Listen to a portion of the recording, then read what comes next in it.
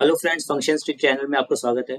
आज हम सीखने वाले हैं, बहुत इंपॉर्टेंट टॉपिक है कर्ली ब्रैकेट्स। कर्ली ब्रैकेट्स हमारे फंक्शंस के साथ बहुत ज़्यादा यूज होते हैं, तो आज हम इसी के ऊपर बात करने वाले हैं और प्रैक्टिकल भी देखेंगे किस तरीके से यूज होते हैं। इसी के साथ शुरू करते हैं। अगर आपको मेरी वीडियो अच्छी लगती है तो प्लीज़ लाइक, सब्सक्राइब और वीडियो को शेयर करें और साथ ही साथ बेल आइकन भी प्रेस कर दें। सबसे पहले लगाते हैं इज इक्वल टू और ओपन करते हैं कर्ली ब्रैकेट।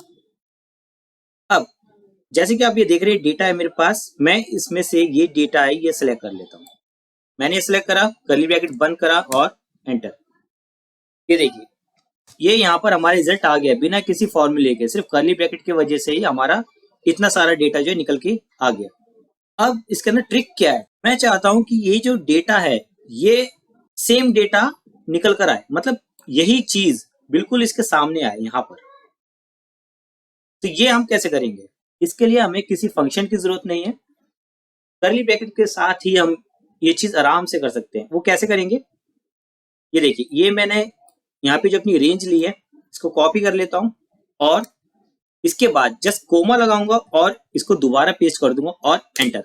ये देखिए, इसके सामने निकल कर आ गई। अब दूसरी ट्रिक क्या है कि मैं ये भाई सामने नहीं चाहता, मैं चाहता हूं ये नीचे आए, इधर इस जगह पे। तो हम क्या करेंगे, तो हमें जस्ट छोटी सी चीज करनी है, ये कोमा हटाकर सेमीकोलन लगा देना और एंटर। ये देखिए, अभी नीचे आ गया। ठीक। और एक चीज क्या है कि इसका ना कॉलम भी हम छोड़ सकते हैं, मतलब कि जैसे मैं चाहता हूं कि इसे हटा देता हूं और मैं चाहता हूं कि मुझे ये दो कॉलम चाहिए, पहला और लास्ट, और एंटर करता हूं। ये देखिए, बीच में से मैंने ये वाला कॉलम जो है स्किप कर दिया। ठीक। इन सब चीजों से क्या होता है, हम अपने डेटा को कितना भी घुमा सकते हैं। आइए फंक्शन के साथ देखते हैं किस तरीके से यूज होगा। ये हटा देता हूँ। कर्ली ब्रैकेट जो है वो फिल्टर फंक्शन के साथ यूज करने, तो क्या करेंगे, is equal to filter, curly bracket open करा और यहाँ पर ये सारा डेटा ले लेते हैं। कर्ली ब्रैकेट चलो नहीं लेते, नॉर्मली मैं आपको बताता हूँ पहले क्या करना है। नॉर्मली हम फिल्टर फंक्शन लगा रहे हैं, कुछ नहीं कर रहे, जस्ट नॉर्मल एक फिल्टर फंक्शन लगा रहे हैं। इसके बाद ये लिया और नॉट इक्वल टू ब्लैंक और ये एंटर। ये डेटा आ गया हमारा। मैं चाहता हूं भाई, मेरे को ना ये सारे डेटा नहीं चाहिए, मुझे चाहिए बस ये दो कॉलम। तो मैं क्या करूंगा, मैं कर्ली ब्रैकेट ओपन करूंगा और ये वाला डेटा ले लिया। इसके बाद मैंने कोमा लगाया, फिर ये वाला कॉलम ले लिया, कर्ली ब्रैकेट बंद करा। ठीक। और इसके बाद मैंने हटाया ये, क्योंकि यहाँ पर हमारे 5 से बी है, मतलब पूरी रेंज ले रहे हैं हम, तो यहाँ पे हमें कंडीशन में से भी हटाना पड़ेगा। और मैं एंटर करता हूँ। ये देखिए, ये हमारा डेटा आगे निकल गया। ओके, ये हमने कर लिया। अब मैं चाहता हूं कि डेटा इस तरीके से नहीं, मैं चाहता हूं कि डेटा आए नीचे, मतलब ये जो नंबर आ रहे हैं ये इसके नीचे आए। तो मैं जस्ट यहां पर ये जो कोमा लगाया है हमने, कर्ली ब्रैकेट के बीच में जो रेंज दिया हमने उसके बीच में एक कोमा लगाया, सेमीकोलन में चेंज करूंगा और एंटर। अभी एरर आएगा, देखिए एरर आ गया। ये एरर क्यों है, क्योंकि यहाँ पर ये जो मैंने रेंज दी है ये मैंने बी के लिए तो दे दी, बट डी के लिए तो कोई रेंज नहीं है। मतलब अब ये क्या हो रहा है, देखिए मैं बताता हूँ आपको। ये जो हमारी रेंज है, मैंने कर्ली ब्रैकेट ओपन करा और ये रेंज ले ली, फिर सेमीकोलन लगाया और ये रेंज ले ली। ठीक है, 16 तक है ये। ठीक। और मैंने कर्ली ब्रैकेट बंद करा, एंटर। अब क्या हो रहा है कि ये जो कंडीशन मैंने लगाई है ये यहां तक तो काम कर रही है, ठीक है, बट इसके लिए काम नहीं कर रही। इसके लिए क्या करना पड़ेगा, मुझे यहां पर सेम कंडीशन दोबारा लगानी पड़ेगी, बट वो होगी कर्ली ब्रैकेट्स के अंदर, इस तरीके से, सेमीकोलन और कर्ली ब्रैकेट्स बंद। ठीक है, अब मैं एंटर करता हूं। ये देखिए, आगे डेटा नीचे। अब ये मैंने कैसे लगाया, मैंने कंडीशन को भी कर्ली ब्रैकेट में ले लिया और जो हमारा रिजल्ट है उसे भी कर्ली ब्रैकेट में ले लिया। ठीक। और दोनों के लिए सेम कंडीशन लगा दी। इस तरीके से हमारे जो है रिजल्ट निकल के आ गया। आई होप समझ में आ गया होगा। ओके, अब दूसरा तरीका मैं बताता हूँ आपको। अब मैं कर्ली ब्रैकेट ओपन करता हूँ और मैं ये सारा डेटा ले लेता हूँ। ले लिया, इसके बाद सेमीकोलन लगाया और मैंने फिर से ये चीज ले ली, बंद करा, कोमा लगाया, कंडीशन देंगे ये, फिर सेमीकोलन फिर से सेलेक्ट कर लेंगे और दोनों को कर्ली ब्रैकेट में कवर कर लेंगे। ये कर लिया हमने, नॉट इक्वल टू ब्लैंक, इतना सबको आ गया होगा और एंटर। ये हमारा सारा डेटा आ गया, ये डेटा आ रहा है बाकी। अब मैं ये चाहता हूं कि इनके बीच में गैप दिखाई दे, मतलब ये जो आधा डेटा है उनके बीच में गैप आए। तो मैं करूंगा, मैं इस वाले डेटा, ये जो मैंने फिर से डेटा लिया है, मैं यहाँ पर ब्लैंक्स लगा दूंगा, यहाँ पे इस तरीके से, comma blank, comma blank, comma blank. हमारे 3 कॉलम है, 1 2 3, तो 3 बार ब्लैंक लेंगे।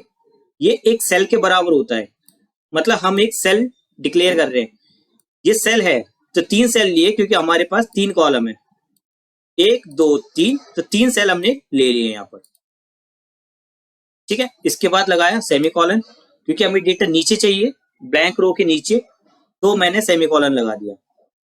अब सेम चीज मैं यहाँ पर भी करूंगा, लेकिन यहाँ पर एक ही कॉलम है तो मैं एक ही बार ब्लैंक सेल लूंगा और एंटर करता हूं। अभी दिखाई नहीं देगा क्योंकि हमने जो कंडीशन लगाई है नॉट इक्वल टू ब्लैंक लगाई है। मैं यहाँ पर हेडर्स ले लेता हूं, जैसे मंथ, हम बड़ा कर लेते हैं, मंथ, इसके बाद है अल्फाबेट, बेट्स, और इसके बाद है नंबर्स। ठीक है, ये हमारे हेडर्स हो गए और मैं यहां लगाता हूं, इधर करता हूं मैं मंथ्स,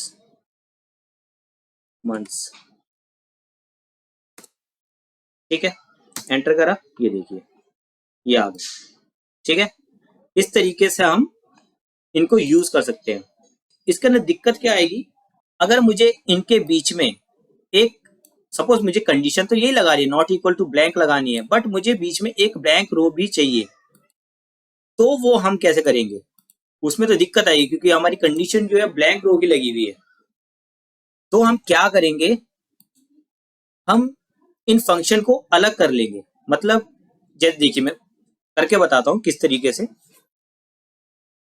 मैं क्या करता हूं, मैं एक ही फंक्शन बनाता हूं, जैसे पहले देख लीजिए, मैंने ये एक फंक्शन बना लिया, ठीक, कॉपी करता हूं और इसको कर्ली ब्रैकेट में ले लेते हैं यहाँ पे, इसके बाद सेमीकोलन लगाया और पेस्ट करा, कर्ली ब्रैकेट बंद और एंटर। अभी सेम वही डेटा आ गया हमारे पास, कोई हेडर नहीं है इसके पास। ठीक है, अब मैं क्या करता हूं, मैं यहां लगाता हूं ब्लैंक, ब्लैंक, ब्लैंक, 3 कॉलम है तो 3 बार ब्लैंक मैंने लगा दिया। यहां पर भी नीड होगी इसी चीज की, नहीं, यहां पे नीड नहीं होगी क्योंकि ये हमारे फिल्टर फंक्शन से बाहर है, तो हमें यहां पर ब्लैंक स्पेस देने की जरूरत नहीं है। ठीक, अब मैंने क्या करना है, मैंने एंटर प्रेस करना है और एंटर। ये देखिए यहां पर ब्लैंक रो हमें मिल गई। और इसका फायदा एक और है, सपोज मैं एक ही फंक्शन के अंदर काम कर रहा हूं, जैसे मैंने अभी ये एक फंक्शन बनाया, अगर सपोज मैं यहाँ पर शॉर्ट फंक्शन लगाता हूँ, इसका फायदा मैं आपको बता रहा हूँ, शॉर्ट फंक्शन लगाया और इसको बंद कर देता हूँ और एंटर करता हूँ, ये देखिए नीचे वाला जो है शॉर्ट हो गया। ठीक है, ये शॉर्ट हो गया और ये नहीं हुआ। अब इसका फायदा ये है कि मैं इसको चाहता हूं असेंडिंग ऑर्डर में और इसे चाहता हूं डिसेंडिंग ऑर्डर में, तो ये आप इस फंक्शन के साथ कर सकते हैं। करके दिखाता हूं, मैं लगाता हूं शॉर्ट फंक्शन यहां पर और यहां पर कर देता हूं इसको कॉलम 1 से फॉल्स। ब्रैकेट बंद, एंटर करा। ये देखिए ये वाला डिसेंडिंग ऑर्डर में है और ये वाला असेंडिंग ऑर्डर में, देख रहे हैं। तो हम दोनों ही फंक्शन को अलग अलग तरीके से कंट्रोल कर सकते हैं अपने हिसाब से। तो कर्ली ब्रैकेट का ये बड़ा अच्छा यूज है इसके अंदर।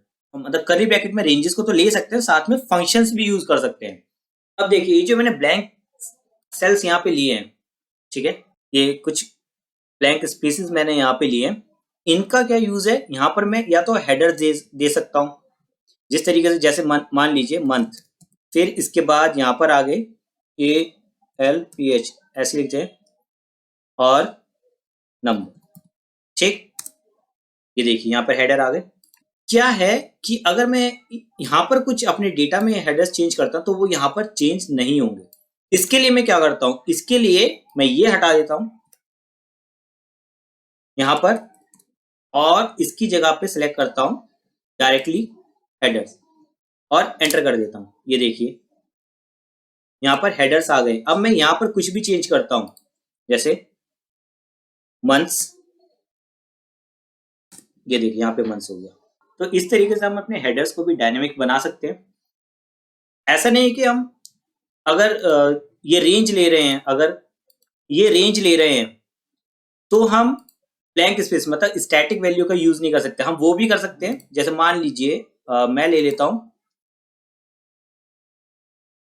ये देखिए मैं पहले ले लेता हूं, ये मंथ्स ले लिया, इसके बाद कोमा लगाया और ब्लैंक ले लिया। अब यहाँ पे मैं लिख देता हूं अल्फा, ओके। लेकिन प्रॉब्लम क्या है, लेकिन हमारे पास अगर 3 कॉलम है या जितने भी कॉलम है उतनी बार ही हमें ये ब्लैंक स्पेस लेना ही पड़ेगा।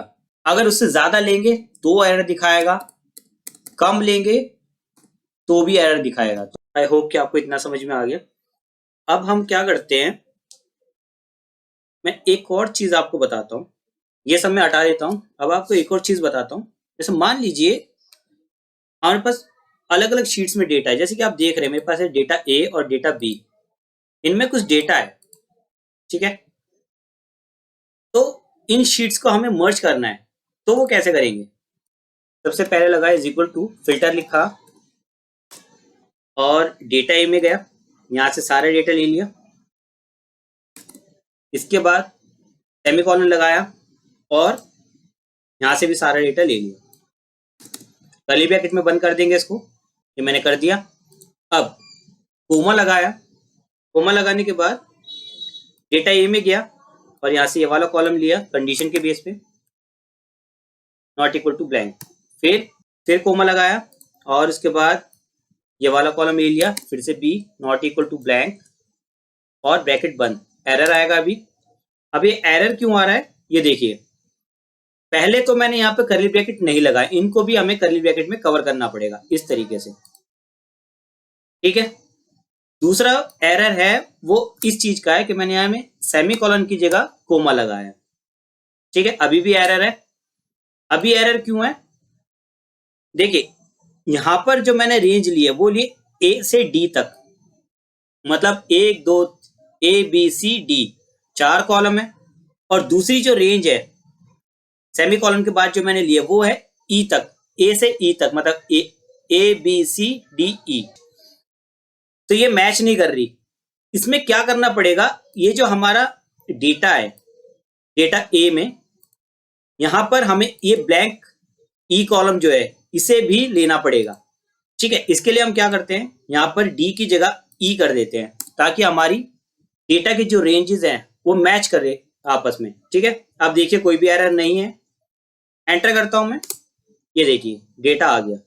मतलब मेरे कहने का मतलब ये है कि हमें जो डेटा की रेंज लेनी है, कई बार लोग क्या करते हैं कि रिजल्ट नहीं आ रहा है, मैंने ये डेटा भी सिलेक्ट कर लिया है, मैंने ये वाला डेटा भी सिलेक्ट कर लिया है, ठीक है, लेकिन रिजल्ट नहीं आ रहा। एक्चुअली क्या है, हमें जो सबसे बड़ा डेटा होगा जिसमें सबसे ज्यादा कॉलम है उसके बराबर सारे ही कॉलम लेने पड़ेंगे सभी शीट्स में से, ठीक है। तो ये बहुत इंपॉर्टेंट है, ये याद रखने की चीज है, ठीक है। एक तो ये तरीका हो गया हमारे डेटा निकालने का। दूसरा तरीका क्या है, मैं पहले इनकी जो रेंजेस है ये हटा देता हूँ। चाहे तो इन कर्ली ब्रैकेट्स को हटा भी सकते हैं, लगे रहेंगे तो भी कोई दिक्कत नहीं है, मैं हटा देता हूँ। ठीक है, अभी हमारा नॉर्मल यहाँ पे चल रहा है। ठीक है, डेटा ए में से डेटा आ रहा है। ठीक है, अब मैं यहाँ लगाता हूँ कर्ली ब्रैकेट और यहाँ लगाता हूँ सेमीकोलन और ये वाले फंक्शन को कॉपी करके इसके आगे डाल देता हूँ। ठीक है, अब ये देखिए ये सेम वही डेटा यहाँ पर आ गया, बट मेरे को ये डेटा नहीं, मुझे चाहिए डेटा बी, तो मैं यहाँ पे बी कर दूंगा, बी, और यहाँ पर भी बी। अब ये जो डेटा आ रहा है ये डेटा बी में से आ रहा है। ठीक है, अब देखिए क्या करना है, मुझे चाहिए हेडर्स। मैं हेडर्स के लिए क्या करूंगा, मैं यहाँ पर जाऊंगा और एक सेमीकोलन लगाऊंगा और इसके बाद डेटा बी में गया, यहाँ के ये हेडर्स मैंने सेलेक्ट कर लिए, एंटर करा, ये हेडर्स आ गए हमारे। ठीक है, बट ऐसे नहीं, मैं चाहता हूं कि ये जहां पर डेटा खत्म हो रहा है हमारा ऊपर वाला, उसके बाद एक ब्लैंक रो, फिर हमारे हेडर्स आए, फिर उसके बाद हमारा डेटा आए। तो इसके लिए क्या करूंगा, मैं अपने फंक्शन में जाऊंगा और यहां एक और सेमीकोलन लगाकर ब्लैंक ब्लैंक ब्लैंक, 5 बार हमारे कॉलम है तो 5 बार मैं यहाँ पे ब्लैंक ले लूंगा और इसके बाद यहां पर आऊंगा बाहर और एंटर। अब ये देखिए यहां पर एक ब्लैंक रो आ गई है, देख रहे हैं। इसका एक और बेनिफिट ये है कि अगर हम अपने डेटा में कुछ भी ऐड करते हैं, ठीक है, कितनी भी रो हम नीचे ऐड कर लेते हैं,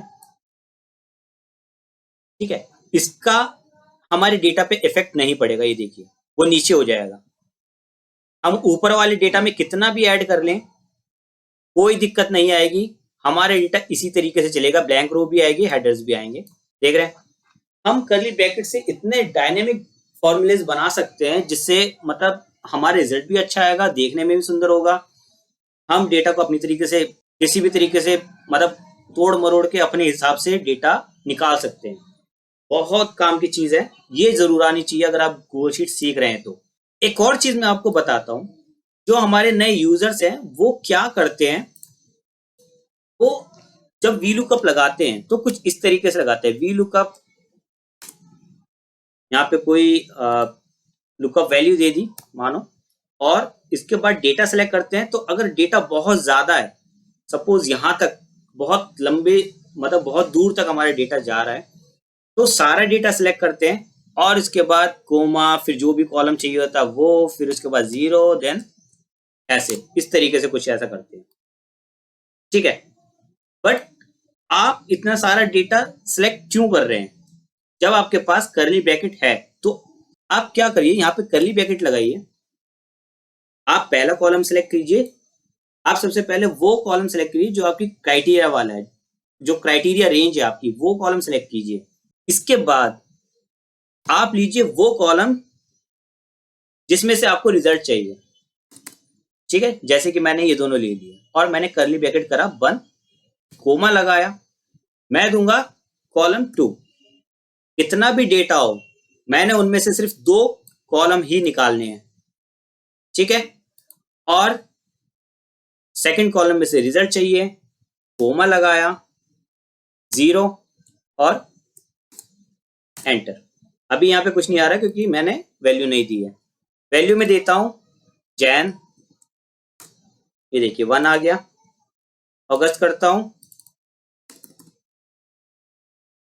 ये देखिए अगस्त का आ गया। ठीक है, और कर्ली ब्रैकेट के साथ तो आप इसे और भी डायनेमिक कर सकते हैं। ये कॉपी करा, कर्ली ब्रैकेट लगाया, कोमा लगाया और कर्ली ब्रैकेट बंद करा। ठीक है, अभी सेम आंसर आ रहा है। मैं यहाँ पर दूसरी वैल्यू सेलेक्ट कर लेता हूँ, इधर क्या करता हूँ, मैं ये वाला सेल सेलेक्ट कर लेता हूँ। ओके, और यहाँ पर डिफरेंट वैल्यू देता हूँ, नवंबर दे देता हूँ, NOV। ठीक है, यहाँ नवंबर का आ गया और यहाँ अगस्त का आ गया। देख रहे हैं, बहुत ज्यादा डायनेमिक, आप किसी भी तरीके से यूज कर सकते हैं। मुझे रिजल्ट नीचे चाहिए, मैं कुछ नहीं, बस यहाँ पर सेमीकोलन लगाऊंगा और रिजल्ट नीचे आ जाएगा। बहुत ज्यादा यूज की चीज है, बस समझना है थोड़ा सा कहाँ हमें कर्ली ब्रैकेट लगाना है, कहाँ क्या करना है। सभी फंक्शन के साथ यूज कर सकते हो, कोई दिक्कत नहीं है। आज की वीडियो में इतना ही, फिर मिलते हैं एक नई ट्रिक के साथ।